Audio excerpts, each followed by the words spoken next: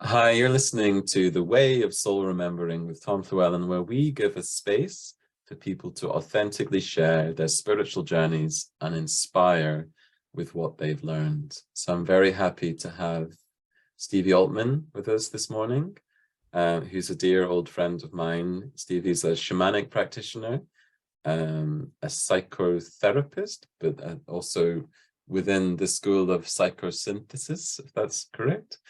And yeah, very, very happy to have him here. And yeah, so I just want to, a few of you might know Stevie from our course on spirit animals in Celtic shamanism and Inca shamanism, but many of you will be new to Stevie. So Stevie, could you just introduce yourself a little bit by talking about your work as a psychotherapist and as a shamanic practitioner, and just a little bit about how you're working at the moment?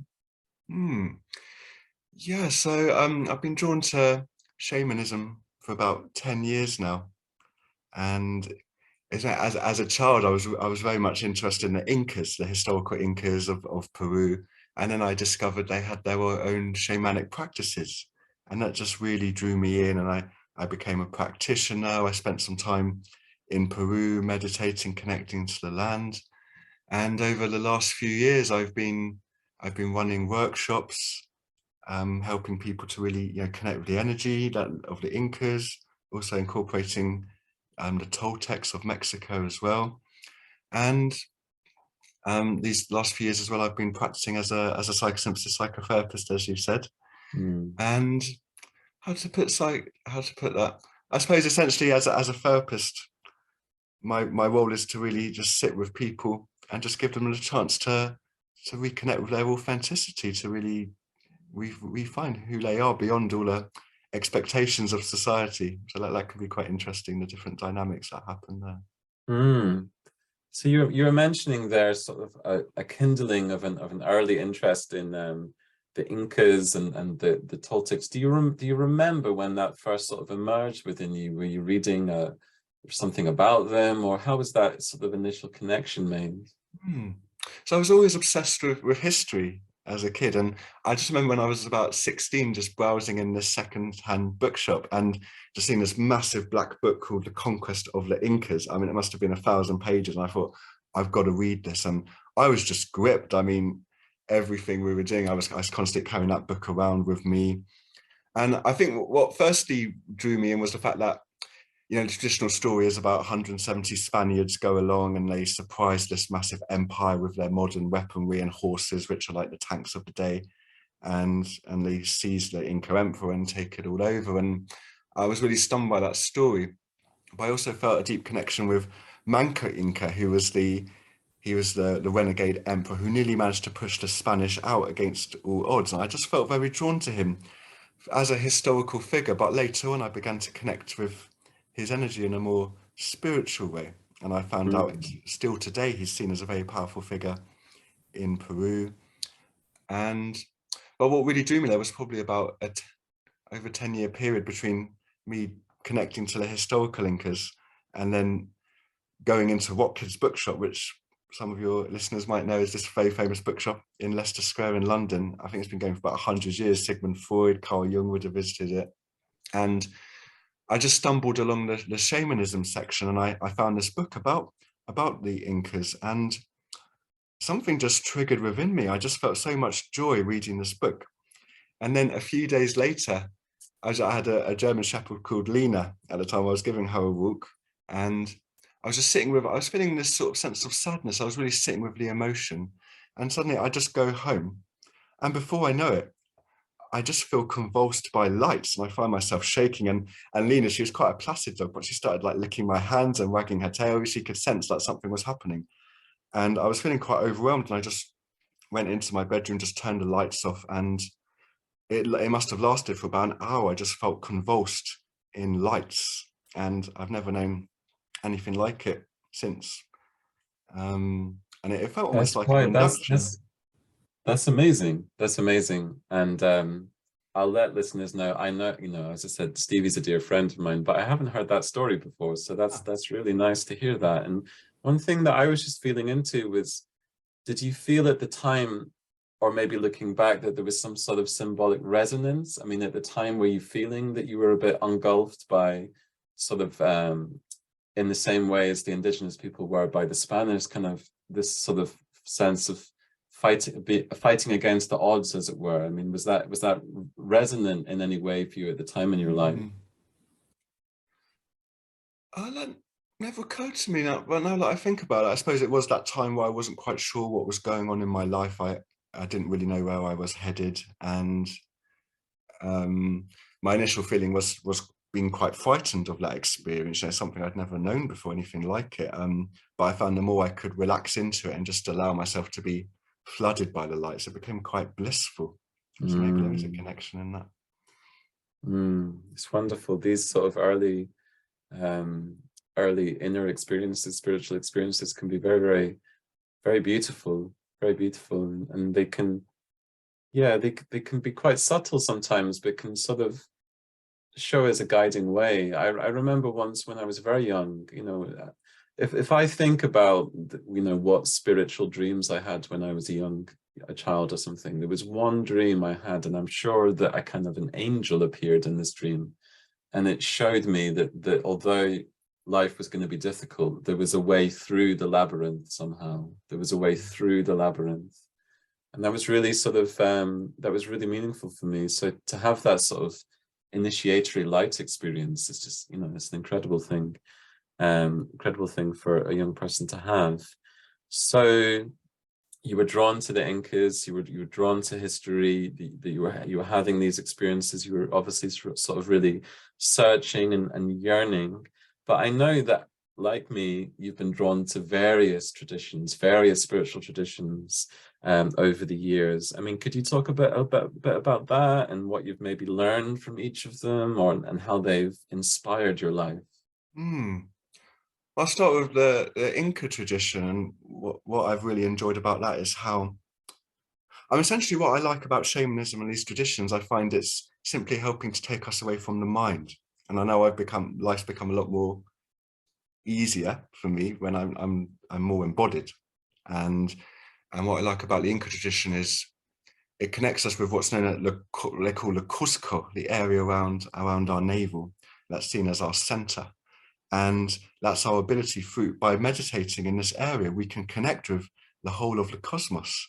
So I remember when I first started getting into this kind of mysticism, I would stand in my garden barefoot, and I would just place my hand on my navel and consciously connect with the moon and the stars. And I'd find my whole body filling up with that sense of divine wisdom. And I was amazed by the simplicity of it. I didn't have to read loads of books. It was just, my body was that channel of communicating with the universe. And it's just these beautiful practices of they call the Mother Earth is known as Pachamama. So, and one of the key principles in Inca mysticism is Aini, which is the Quechua Inca word for reciprocity. So it's this idea that we're constantly exchanging energy, we're constantly giving and taking. And there's an Inca phrase that says, today for me, tomorrow for you. So the sense of being able to step back from envy, jealousy, and being able to really appreciate what we've got, to have gratitude for all things. So yeah, that's what's really drawn me to that path, the simplicity, the connection with the elements.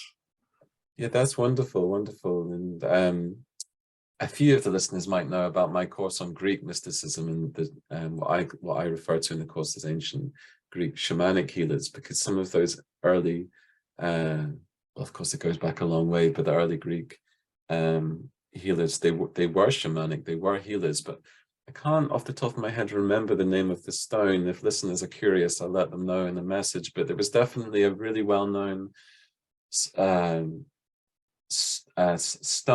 but the word for in ancient Greece, I think it's close to Athens, and it's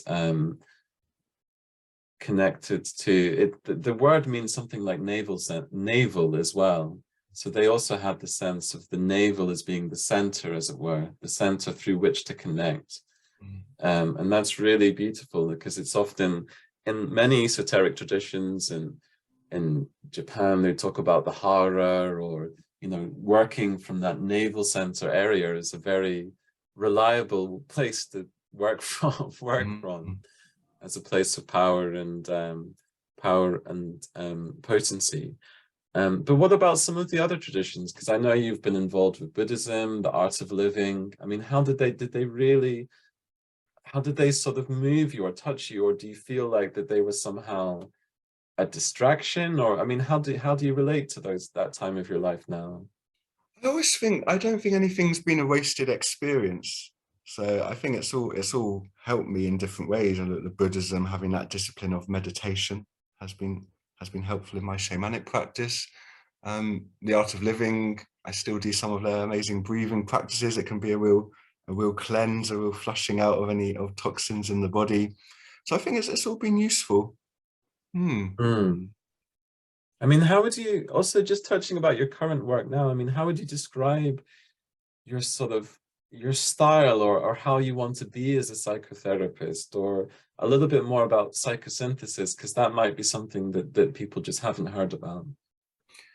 Yeah, so psychosynthesis, it was started by a guy called Roberto Assagioli, and he had his influences from Jung, but essentially it was the background, the basis behind what he was talking about was that suffering is necessary. We need to have an appreciation of our suffering. It's almost a cleansing away of what stops us really being ourselves. And very much about reconnecting with our purpose, meanings, values in our lives. So essentially stripping away anything that's not really us.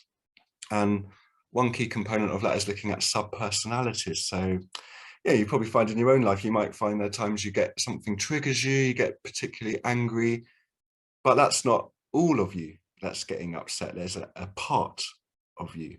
So that's a big part of working in psychosynthesis, working out, okay, so what part is that? And you can be quite creative. You can have names for that part. Like, you know, as a kid, I used to love the Teenage Mutant Hero Turtles. You could say that this is the Raphael part, the Donatello part. So it's the sense of you can really tune in with the client and their history and work out, okay, so what is it that resonates with you, and be playful with that.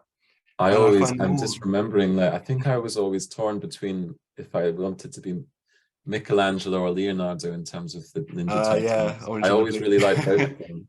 I mean, Raphael was cool, but he was a bit too edgy or dark. I was like more, I don't know, Leonardo, Michelangelo, they were pretty cool. Donatello as well. I think they were all pretty cool, to be honest. Yeah. But that's, you know, because like, how do you kind of, how do you have that sense of relating to these parts as being like friends or cool, or you can just relate to them rather than being, because there are some parts of our personality that aren't particularly pleasant. I mean, how do you keep that broader perspective about yourself and your life, that these are the parts that I play out, but they're not the whole of me? I mean, how do you kindle that within people? I think it could be quite a process. I say the first step is simply having awareness. It's so easy to live our lives and not know these parts of ourselves. And yeah, I'm amazed by, well, with myself and with clients, when you start to become more conscious of these parts, and you can begin to, I find they take less control. Once you can actually see them, you're more conscious of them, and you're less under their power. I think the first step. Right, there are these parts of us. We have the vengeful parts of ourselves. It's not always very pretty, but it can be quite helpful to dig those up as well and to see them. And then you're less captive to them, and there's a lot more freedom, a lot more choice. That's how I see psychosynthesis, essentially. I think when the work is being done well, then you notice you have more choice over how. Yeah, freedom. Freedom's a nice thing to find, or nice thing to have. Yeah, I mean, one thing that I wanted to touch upon, I mean, about this sort of, do you feel very, how to put it, different than how you felt before your training in psychotherapy, psychosynthesis? I mean, if you were to describe yourself before and how you feel now, I mean, how would you describe the difference just in terms of how you internally feel? I do feel very different. Yeah, I mean, I don't want to make out that it's, you know, a life free of stress and all these things. I don't think we ever get to, any of us ever get to that point. I still notice I get caught, I still get triggered, and that's okay. But yeah, I definitely noticed big shifts in me. Less of a people pleaser. That's probably the biggest one. More able to put boundaries. I think before I did the training, I was very much the stereotypical nice guy, always trying to be smiley, listening to people and not wanting to cause offense, or worrying that if I spoke my truth, then people would run away from me. They wouldn't want to be around me. And the training really helped me to realize, actually, I can begin to, from that place of choice, begin to say what I need to say. And actually, I haven't lost any friendships. My friendships have probably become a lot deeper as a result as well, because people have seen more of me. So did it feel quite new for you energetically when you were just coming into your power and saying what you really felt, as it were? I mean, how did that energetically feel for you? I mean, it was trial and error. I see a lot of this as almost exercising a muscle, bit by bit, just trying these things out to the point that it gets, I mean, for me, saying no to things I don't want to do, that was terrifying at first. It would be paralyzing. I would really have to work myself up to do that. And I'd be terrified that the whole world would cave in, because I guess it connected to my childhood, where saying no could be, met with quite a harsh response. But it's got to the point where I've practiced that so much where I don't even think about it now. So, and I'm still amazed, but I've just said no, and that feels fine. Yeah, it's a funny thing, isn't it, being a people pleaser or being too much of a nice guy. I've been talking quite a lot to friends recently about this, and we're determined not to use the word nice. We're trying to find all these ways of not using the word nice, because people use it in such strange ways. They'll be talking about someone who's really acting in an unskillful way, but then they'll say, oh yeah, but he's a nice guy, or something like that, as if everything just needs to be drawn back to the level of being nice, and then everything will be okay. Everything will be okay. But there's there's more to life than just being nice. Funny, it reminds me, because I used to have my role managing the suicide sanctuary, and I got offered a promotion there. And my boss, she said, okay, we're happy to give you the job, but please, Stevie, just stop being so nice. And at the time, I was really offended by that. I was like, well, but I like being nice. And, this was before I had awareness about it. But I could see what she meant. I was placating people. I wasn't really, putting those boundaries in place. And that was a really big revelation for me. Oh, actually, it's possible to be kind and speak what you need to say without being nice. Yeah, that is the issue with being too nice, in inverted commas, that you end up not having boundaries somehow. And then the energy is so fuzzy, and people don't really know where you're coming from, and you're doing stuff, and then you're a little bit resentful, and it's I think they become resentful of you, other people as well. I think people pick up on that if you're doing something that you don't really want to be doing. Oh, really? Yeah, I remember this story of a shared friend of ours. I won't, but I remember he just was saying that he kept on asking this English chap whether or not it was okay to borrow his car in a way. And the guy kept on saying, yeah, that's okay. That's okay.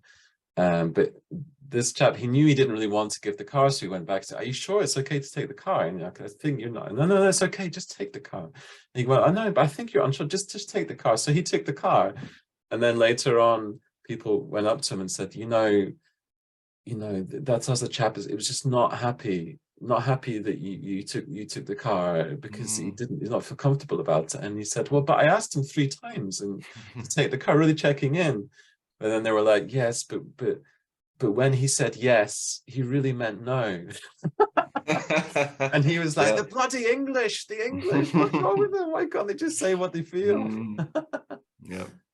But saying what you feel is something that you need to practice, because it can bring up a lot and stir people up or stir things up, and that's I think it's useful. I mean, do you find, as a psychosynthesis therapist, do you know when it's a time to stir things up within your client? I mean, do you get a sense of when it's okay just to sort of stir things up a bit and maybe say things that they might not like? Or, I mean, when do you get the sense that the person's ready for that?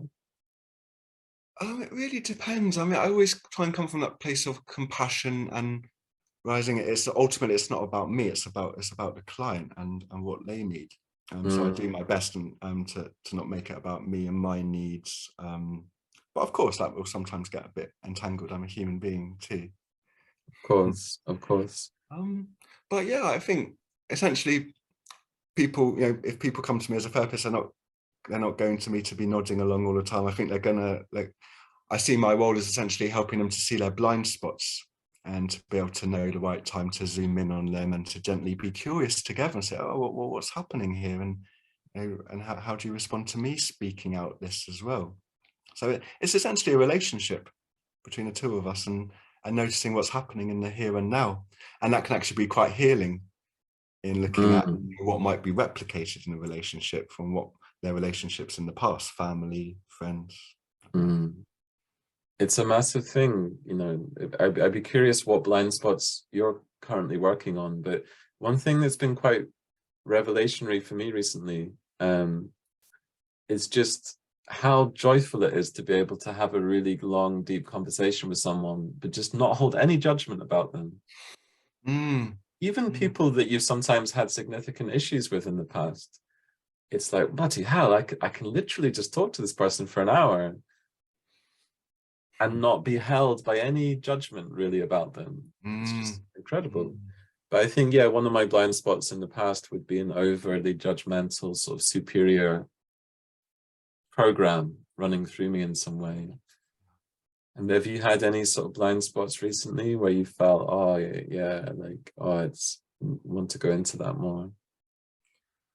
There was still the people pleaser. Still, I mean, it's definitely a lot not as powerful as it used to be, but I'm definitely becoming a bit better at catching it. And yeah, I might notice like that might be my automatic response, and then I have to, and then a few minutes later I'll be like, oh, actually, you know what? I'm going to go back to them and say, no, I don't want to do that. So, so yeah, that's still something that's being worked on, but I'm happy with how it's going. And I know Stevie, because I know Stevie really well. I know that there have been quite challenging chapters of your life, and yeah, I mean through times of loneliness and depression, and even one attempted suicide. But I know that you found through that time a lot of insight and compassion, and in a way I kind of feel like your work as a psychosynthesis therapist is almost emerged out of that time in some way. Are you able just to talk to listeners a little bit more about that time in your life and how you sort of emerged out of it? Yeah, absolutely. I'm actually in the process of writing my memoir. I'm about to finish it, and I'm looking towards getting it published next year. And it is essentially about that period of my life, just probably over 10 years ago now. I was living in Norwich and was a city councillor, and I was the kind of person who everyone would have thought was, happy, friendly. People wouldn't have seen me as depressed, and I was generally really hiding myself from the world. I was, hoping all these titles. I was quite popular, president of student union, city councillor. I thought somehow they would be enough to make me happy. Can I just interject? We're talking about a local politician, not a councillor. Oh yeah, that's a local politician. Yeah. Yeah, and just I was covering up all these difficult emotions, and then it got to the point where I made a suicide attempt, which actually fortunately it didn't, but it could have harmed other people. And I spent a year in and out of court. I was charged with arson, which was quite a shock to me and many people around me. I had the support of many people, including your good self. But yeah, ultimately I ended up getting sentenced to serve some time in prison. A week before sentencing, I lost my girlfriend to suicide. So I was in this point of just complete despair. And it was quite a shock. Intuitively, I always knew I would get sentenced somehow, even though obviously my friends were trying to support me and say it wouldn't happen. Even my solicitor and barrister said only a merciless judge would send me to prison. But when I look back at it, my experience in prison at a soul level, I wonder if that's maybe what I needed to go through, because it allowed me to really be present with the other prisoners. I supported them with what they were. I was sort of like a therapist to them in some ways. And yeah, it was a time to really just sit with myself and reflect on, okay, where's my life going? I've literally reached rock bottom now. I'm in prison. It's down to me to how my life goes from here. And you know, it wasn't an easy transition after prison, getting my life back together. But it ended up in ways I couldn't have possibly imagined. I mean, for 5 years, I was a manager of a suicide sanctuary, and there's no way I could have done that job without having gone through that experience. And that was the ability to really sit with people in crisis. I mean, I remember sitting with someone who had just had a hanging attempt a week before, someone who had jumped underneath the London Underground. And what I was noticing was just having this space. So I'll say more about the sanctuary. It's based in London. I think it's still going. And people would have a few phone calls, and then they would be offered a 5-day stay where they would simply have the chance to be around volunteers and talk about how they were feeling. So my role was to run assessments to make sure if it was appropriate for them to stay, and then be their main port of call when they were there, you know, the one who would check in with them for about an hour each day and see how they're getting on. And I was noticing with some people, there was just a real transformation. Some of them were glowing because for the first time in their lives, they'd had this real chance to speak about how they're feeling and to bring suicide into the limelight, for it not to be hidden, for it to be a proper topic of conversation.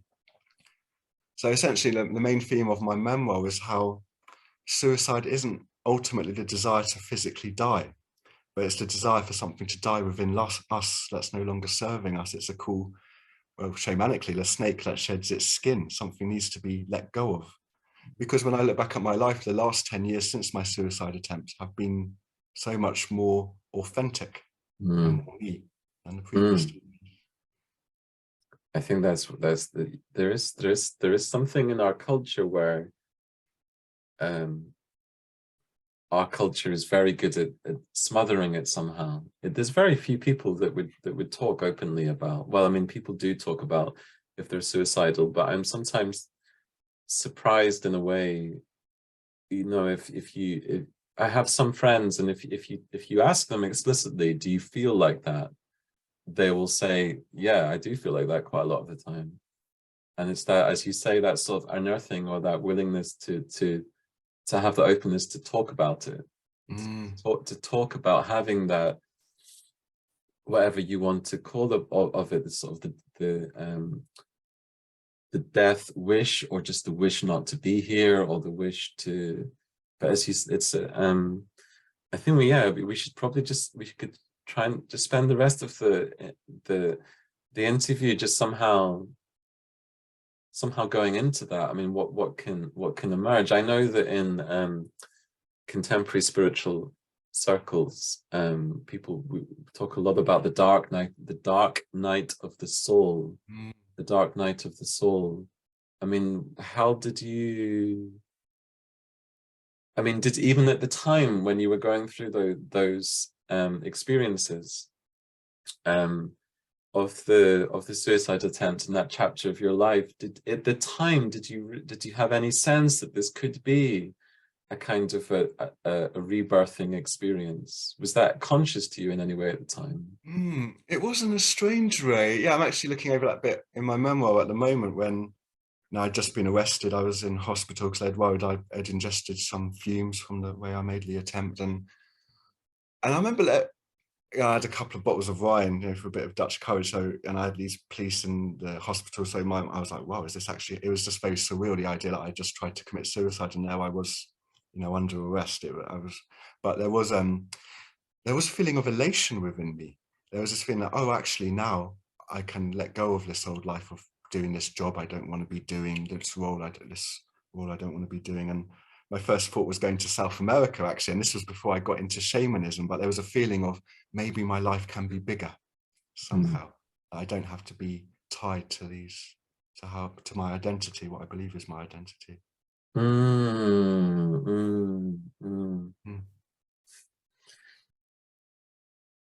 So one thing I just was feeling into is, Stevie, is just the sense of presence. And you were talking about how you were sitting with people that had just recently had a suicide attempt, but you felt that there was this almost glow within them, glow around them, because that there was suddenly this sense of release, that they could finally talk about what was moving inside of them, what was happening inside of them. And just this, yeah, how can we feel into that, just that sense of the kindling of awareness, to really be transparent about what's actually moving within us, as it were. Because I think a lot of us, in many of our relationships with our partners or family or friends, we are with them, but there's probably a lot going on within us that we're not feeling like we're able to share. I mean, it's an interesting thing, isn't it? You know, that feeling of suddenly having that transparency of being able to share, because there can be so much. For example, you might have family members that you don't particularly like, but actually saying that with them is like, well, of course you wouldn't say that to them, because you know. So could we maybe just touch upon that a little bit, because it's really interesting to sort of feel into. My experience over the years has been, for real spiritual growth, for real understanding of ourselves, there has to be a part of us that's willing to be stripped bare of everything we believe we feel about ourselves, we know about ourselves. And I really connect with the idea of the dark night of the soul. That was coined by St. John of the Cross, this mystic who lived in Avila, a place in Spain in the 16th century. And I actually had the honor of visiting there. I walked the Camino de Santiago. It's this famous pilgrimage route. I walked 500 miles of that. A couple of years after prison, it was a real sense of that freedom of being out on the land every day. And I felt I had to go to Avila, and I had the luxury of actually being in the church by myself, this cathedral where him and St. Teresa, where they did their writings, where they met with their congregants, and felt a real sense of, yeah, deep connection with God, consciousness, whatever you want to call it. But essentially what St. John was talking about, and maybe a more modern interpretation of it, is the dark night. We have to be willing to go into that darkness, those parts of us that aren't so pretty, that aren't so pleasant, but there can be a real healing that comes through that. And there's a guy called Thomas More who wrote a book about the dark night of the soul, and he makes the comparison of Jonah and the whale, where Jonah's inside the whale and it's just darkness, but all he can do is trust that he's moving somewhere. And I think that's it. When we go through these periods of depression, uncertainty, are we able to just trust that actually there is something to it, that something's being stripped away? And I think that's what I found with people at the suicide sanctuary.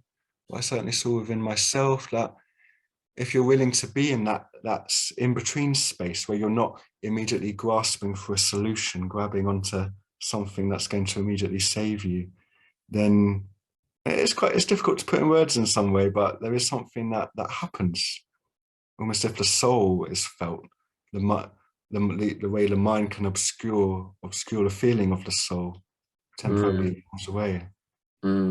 I always feel the soul is felt most clearly within the body. Could you say that say that again? I always feel the soul is felt most clearly within the body rather than the mind. So that's a wonderful wonderful way to sort of feel into, and I hope that we can all find a way to feel that. I mean, because these days people talk so much about being embodied. Everyone wants to be embodied, but people don't often not as much use the language of the soul. So somehow to have that sense of the soul being embodied, if you imagine the soul as being the aspects of you that is the wisest, or is the kind of has the depth, as it were, having that depth within you internally, is a magical thing to begin to move towards. And I think that there is a little bit of a shadow, if that's not too an ironic way of talking about it, of this current of our age, which is a little bit too much governed by positivity. Everyone just wants to be positive, and you know, you see all of these new, sort of new age posters of spiritual teachers, and like everyone's smiling and everyone's just smiling. It's like, and if you meet people behind the smile, they're just, or they have all of the same shadowy struggles that go on. But it's important that we remember that, because often, especially I think for young people these days, they can feel like everyone else is having a good time, but they're not. Like everyone else is having the party, but they've not been invited, as it were. And how to sort of like rebalance this, because although it kind of partly originated in America for different reasons, but this kind of American positivism, how to just sort of like have the benefits of that, but also have the kindling of the shadow, the kindling of the self-awareness of the whole of the psyche, not just the you know, like the sun behind me, like the shining sun, but being willing to kind of, you know, go into the dark night of the soul, or the you know, to go into that the dark sun, or the dark, you know, I think there are some mystical, I think in Sufism they talk about that, like the black sun. I think it's in Sufism, the Yes. black sun, or something like that. It's just like, okay, there is the shining sun, but there's also the black sun. Okay, so make sure you also pay attention to that. And, you know, if you look at the story of St. John of the Cross, he was, you know, people know about the dark night of the soul, people, but in terms of the story, it's so interesting that he was, you know, he was in captivity for about 9 months, something like that, and he was tortured.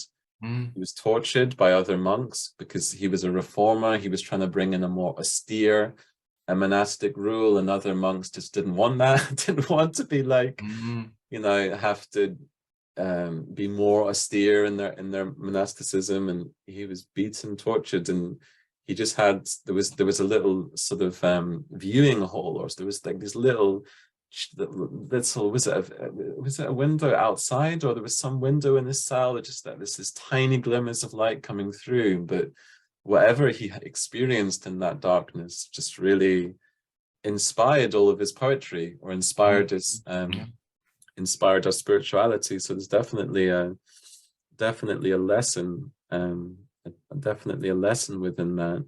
And one thing that I like about Stevie's current work is, I know Stevie in his shamanic teaching is talking quite a lot about the golden shadow at the moment. So could you talk a little bit more about that? Because that might be a term that listeners are not familiar with. Yeah, the golden shadow, it's not really spoken of very much. We tend to focus a lot on the shadow itself, the anger, the vengefulness, the sadness. And yet the golden shadow is essentially, as children, if you think back to what it was like as a child, where you could tune into that joy, that happiness, that ease of being alive, not able to do random writing or colouring in a book without needing anyone to you know, tear it to pieces or to analyse, that just being able to produce, to be creative. And those parts of us that change, and I'm not blaming the family system. I think it's just something we go through in a family dynamic. We all take different roles within the family, and unfortunately that tends to be, we have to crush down those parts of ourselves in order to fit in. But there's good news that we can, through the work of the golden shadow, we can begin to reconnect with these parts of ourselves, that they're still here. So in some ways it's sort of similar to soul retrieval. But it's with that focus on, okay, where's my joy, my playfulness, my creativity, and how can I begin to reconnect with that? And more and more in my shamanic work, I've been using the drum and guiding people to meet the wise parts of themselves that can help to them to tune back into these parts. And it's been really beautiful, the results I've been seeing. Had people in workshops who just they suddenly laugh uncontrollably, because they've reconnected with these parts that don't have to be serious all the time, that can feel joy about the simplicity of simply being alive. Yeah, it's always a danger, isn't it? I mean, even doing interviews like this, there's this tendency to want to be very serious, want to say like profound things. But as I've often thought, in a way, life is too serious to take seriously, in a way. Like, Oh yeah. I said that on the last podcast, so I don't know, it seems to be a recurring theme coming in. So yeah, I've asked a number of questions, but is there anything else that you want to share, that in the moment you feel inspired to share here? I guess what comes to my mind, going back to what we're talking about, the shadow itself, and as we're saying, in this culture now, I think there's a part of us, and it's understandable, that wants to press the fast forward button, that doesn't want to feel grief and sadness and anger, and just wants to get straight into the positivity. But I mean, it's certainly been my experience that there's been real healing, real wisdom, just by really being able to dive in to these feelings. And it's not easy. It can be quite hellish at times. but it can be done in a tender, compassionate way. And I think it's important to validate that these emotions, they're not there by accident, they're there for a reason. And anger is simply about creating a boundary to actually know what, no, this is my space. So I think the more we can recognize that all emotions are there for our benefit somehow, and just to find our own relationship with them. I guess that's what I'm trying to say, really. Like, it's essentially just about becoming friends with yourself, becoming friends with all these parts of ourselves. That's wonderful. And as I try to regain my voice, sorry, listeners, I'm going to have to cough a little bit. I just want to say it's been wonderful to have Stevie with us this morning. It's always a pleasure to connect. Would you want to say a little bit about how people can reach out to you, your website, or your, I know Stevie also makes shamanic drums, so just a little bit about how people, if they want to connect to you, they can do that. Yeah, I need to get better about advertising myself, but for anyone who's interested in therapy, my website is Steve Altman, psychotherapy.co.uk. I also, I make drums to order. So I do make shamanic drums, using different animal hides, and I find it can be a great gift. Shamanic drums, for me, the drumming was a great way for my own dark night of the soul, because the drum takes us to a different level of consciousness. So it makes it easier to access connection to your ancestors, your guides, power animals. So on Instagram, you can find me on I think it's _drums. Wonderful. So we'll put the links under this podcast interview. And as I said at the beginning of the interview, if people want to check out, we also have a course on Udemy on working with spirit animals and Celtic and Inca shamanism. So that's, if you feel inspired, it can be wonderful to connect to those things. So thank you so much for Stevie, for coming along this morning and talking to us. Thank you, Tom.